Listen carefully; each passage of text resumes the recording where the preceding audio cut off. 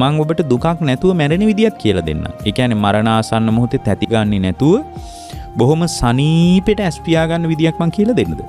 ඒක මෙන්න මෙහෙමයි. පරණ ගොඩාක් ඒවා කරුණාට කමක් නැහැ.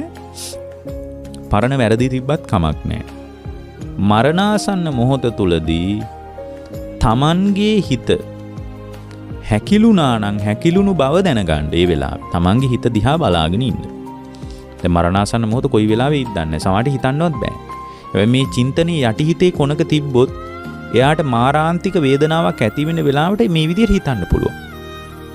මොකද මරණාසන්න මොහොතේ අපිට එකපාර මැරුණාට පින්වත්නි මරණාසන්න මොහොතේ පහළ වෙන සිතුවිලි ඒ විදිහටම පහළ වෙනවා. දැන් සමහරට මැෂින් එකක ගහලා මාස ගණන් ඉන්න අය ඉන්නවනේ. නමුත් එයාගේ සිත වැඩ කරන්නේ නැද්ද? හිත වැඩ කරනවා.